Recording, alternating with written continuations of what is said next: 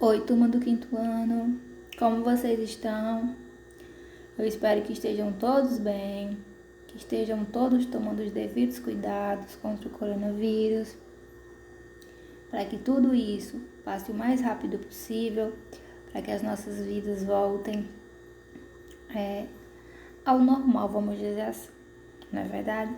Sem esse vírus, sem essas preocupações, tá bom? Pensamento positivo, continuemos os nossos cuidados. E vamos pensar que já já tudo isso vai passar, tá bom? Então vamos lá para mais uma aula de ciências.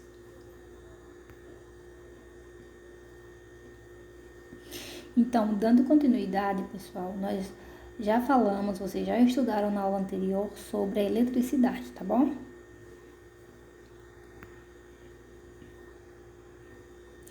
Então, o que seria eletricidade, pessoal? O que exatamente seria isso? Então, nada mais é do que a manifestação de uma das fontes de energia.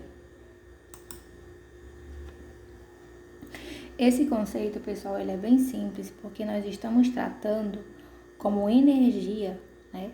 Como essa fonte de energia, a energia elétrica é o foco do nosso estudo, tá bom? Então, de uma forma bem simples, a eletricidade seria isso, a manifestação de uma das fontes de energia. O nosso caso, né, nosso objeto de estudo de um dos tipos de energia seria a energia elétrica. Mas lembrando que existem outras formas, existem outros tipos de energia, tá bom? Então, a partir do século XIX, esse século corresponde aos anos de 1801 até o ano de 1900. Então, dentro desse século, o ser humano passou a gerar a energia de uma forma artificial, com a maior força. Quando a gente fala em energia artificial, pessoal, é justamente o tipo de energia que o ser humano criou, que ele desenvolveu. Então, há um exemplo desse tipo de energia, nós temos a energia elétrica, que é a principal fonte de energia do mundo, né? Lembrando que existem sim outras formas de energia, até mais baratas, até mais convencionais, como a energia eólica, por exemplo, obtida através dos ventos. Mas como o nosso destaque é a energia elétrica e ela foi uma das primeiras fontes de energias iniciais que o homem começou a gerar, que o homem começou a utilizar, ela ainda é a principal fonte no mundo inteiro. Então, com a entrada da energia elétrica nas nossas vidas, né, ela está presente, nós podemos dizer, que o dia inteiro. Com ela, os nossos hábitos foram mudando. Porque pensem o seguinte, antes da energia elétrica, por exemplo, as pessoas usavam as velas para iluminar, as pessoas usavam as luminárias com base no querosene enquanto combustível, e aí elas queimavam e durante a obtenção desse líquido, que seria o querosene, por exemplo, você teria a iluminação durante a sua noite, mas não tinha energia elétrica.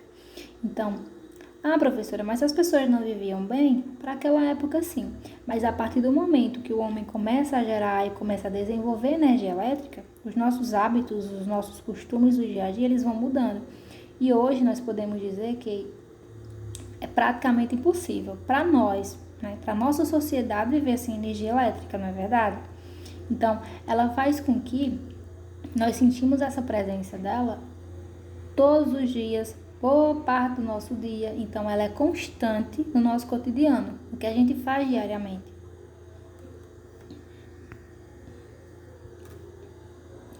Durante o nosso dia a dia, pessoal, quais são as formas, né, onde que a gente percebe com maior clareza, por exemplo, nas nossas casas, de uma forma bem simples.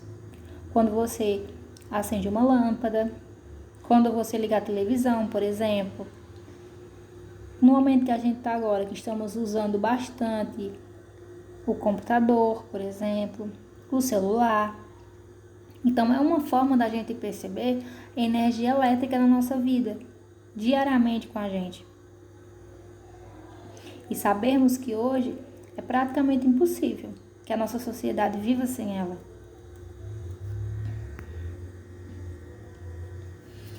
como a energia elétrica ela é um exemplo de energia artificial que o homem criou, nós também temos tipos de energias naturais, né? Que são fontes que a própria natureza cria, que a própria natureza faz a movimentação, que a própria natureza diz os momentos que elas vão acontecer ou não, por exemplo.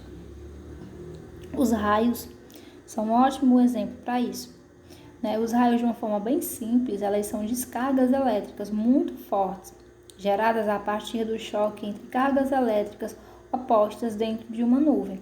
Então, quando duas cargas elétricas estão se movimentando e elas se deparam uma com a outra, elas se chocam, tem aquela tremenda batida, nós dizemos que essa descarga, né, essa distribuição de energia, de uma forma natural, seriam os raios.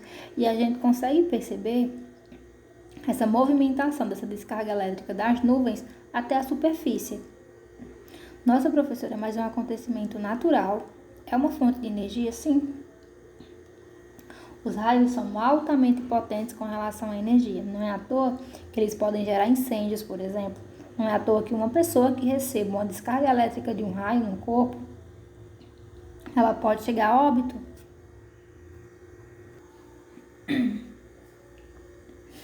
Então, os raios eles seriam uma forma de energia natural.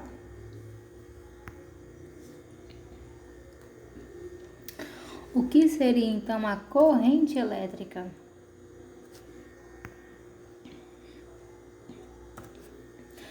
Uma corrente elétrica, pessoal, nada mais é do que o fluxo ordenado de partículas portadoras de carga elétrica ou deslocamento de cargas dentro de um condutor. Vamos lá. O que seria esse fluxo ordenado? É a movimentação, é a quantidade de elementos que geram energia quando eles estão se movimentando em um ambiente. Então, uma corrente elétrica, vamos pensar o seguinte, é o caminho, né, que essa energia vai percorrer. E esse caminho que ela vai percorrer de um ponto para outro, ela só consegue fazer esse deslocamento nesse caminho até chegar ao seu ponto se ela tiver um condutor. O condutor seria o elemento que ajuda nesse transporte, é o que vai ajudar a levar essa energia de um ponto para outro. Para ficar bem mais simples, vejam aí esse exemplo, olha. Nós temos a tomada, que todos vocês têm na casa de vocês, e a gente sabe que qualquer coisa que a gente colocar aí enquanto um carregador, que tenha o plug de uma tomada, por exemplo, ele vai ter a movimentação da energia. Então, o carregador do celular, ele seria um condutor?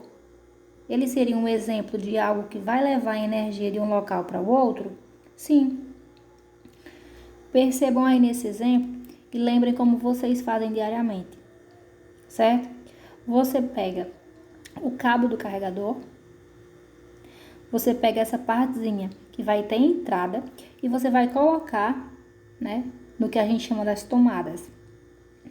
No momento que você conecta, já tem a passagem da energia. Então, o carregador, enquanto condutor, ele recebe essa energia, no caso a energia elétrica, e ela vai fazer todo o caminho dentro dos seus fios até chegar ao aparelho que seria o celular. Então, o carregador, ele é o condutor porque ele ajuda a energia a sair de um ponto e chegar em outro. Até você conseguir carregar o seu celular, por exemplo. Certo?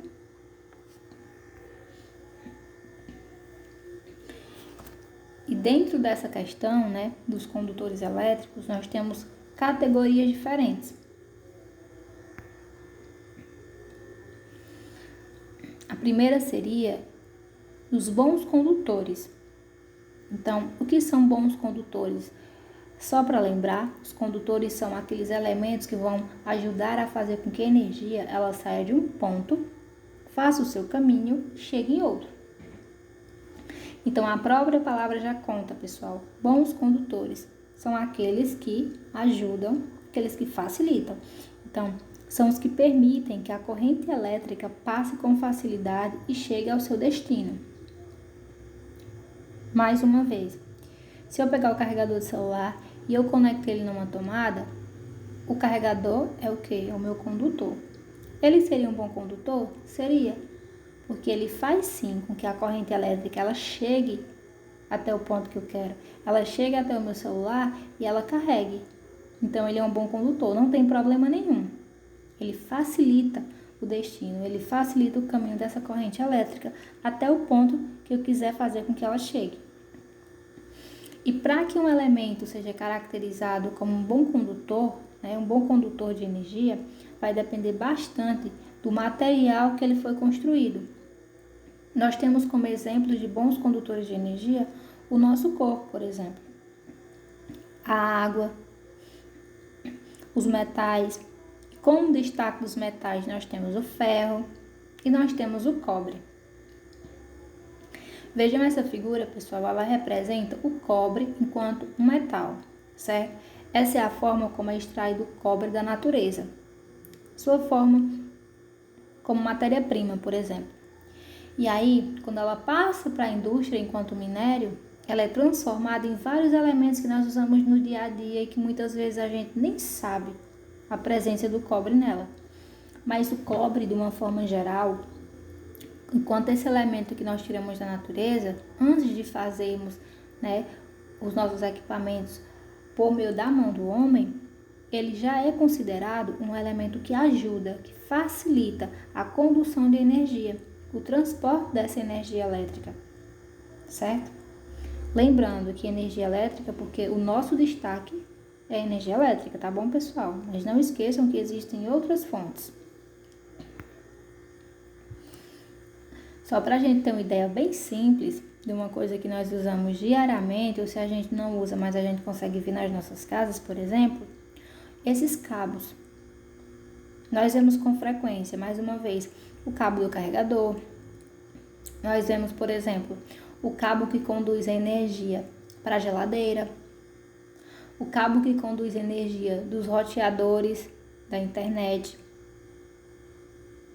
os fios que estão instalados dentro da nossa casa para levar energia elétrica, que na maioria das vezes, de uma forma correta, não fica visível para a gente, mas a gente sabe que estão presentes ou no teto ou nas paredes.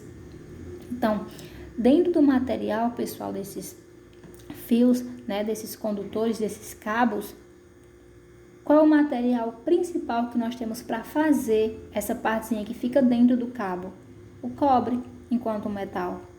Já que ele, quando é extraído da natureza, ele já é considerado um bom condutor de energia, nada mais lógico do que nós fazermos os cabos, por exemplo, baseados nesse material. Então, se a gente pegar um fio de energia e a gente conseguir cortá-lo, por exemplo, pensem aí o cabo de um carregador bem velho, bem antigo, que ninguém usa mais na casa de vocês. Bem velho mesmo, aquele que o celular ninguém sabe mais nem onde é que anda, de tão antiguinho que o bichinho é. Você pode perceber que na forma superficial, você pode passar a mão, por exemplo, e você não vai sentir diferença nenhuma. Vai estar lisinho, na cor preta, na cor branca, por exemplo. Mas se a gente cortar essa parte superior, dentro vão ter vários fiozinhos bem fininhos. São eles que levam a energia. São eles que são montados com material principalmente do cobre, porque o cobre é considerado um bom condutor, certo? Essa parte superficial que a gente vê dos cabos, como o carregador, por exemplo, que a gente consegue tocar. Poxa, professora, mas eu nem levo choque quando eu pego. Por que isso acontece? Porque essa parte superficial é para nossa proteção, não é ela que leva a energia, é o que está dentro, certo? As partezinhas que estão dentro, esses fios bem fininhos, nessa corzinha aí um pouquinho dourada, como está o nosso exemplo, é isso aí que faz com que a energia se desloque de um ponto para outro. Já os que são considerados maus condutores já seria o oposto. Se um bom condutor é aquele elemento que facilita o caminho da corrente elétrica para ela chegar ao seu destino, o mau condutor ele já faz dificultar. Não é nada fácil para a energia chegar no segundo ponto que eu queira. Quando não permite que a corrente elétrica passe com facilidade, dificultando essa passagem e posteriormente, né, pessoal, como consequência, a chegada dela. Quando isso acontece, nós dizemos que esses materiais, que esses elementos, eles são considerados maus condutores, porque eles não facilitam de jeito nenhum o caminho que a corrente elétrica vai fazer. Como, por exemplo, nós temos o plástico, essas sacolinhas plásticas que a gente usa, por exemplo. Se nós pegarmos esse material e quisermos fazer com que ela seja um caminho para a corrente elétrica percorrer, ela não facilita nem um pouquinho. Por quê? Porque o material que ela é constituída, não facilita. A lã enquanto um tecido, a madeira, nenhum desses exemplos, eles são considerados facilitadores. Eles não permitem que as correntes elétricas percorram o caminho de um ponto até chegar ao ponto final. Só para ilustrar, nós temos como primeiro exemplo a madeira, enquanto mau condutor, né, não facilita o caminho de uma energia, né, de uma corrente elétrica, e o isopor, como segundo elemento de um mau condutor de energia. Então, por enquanto é isso, pessoal. Continuaremos esses tópicos na próxima aula, das aulas de ciência, certo? Então, em breve tem mais. Até a próxima aula. Tchau. Um beijinho no coração de cada um de vocês. E não se esqueçam, estamos passando por tempos mais difíceis, mas não se preocupem, tudo isso vai passar, tá bom? Um beijinho no coração de cada um de vocês.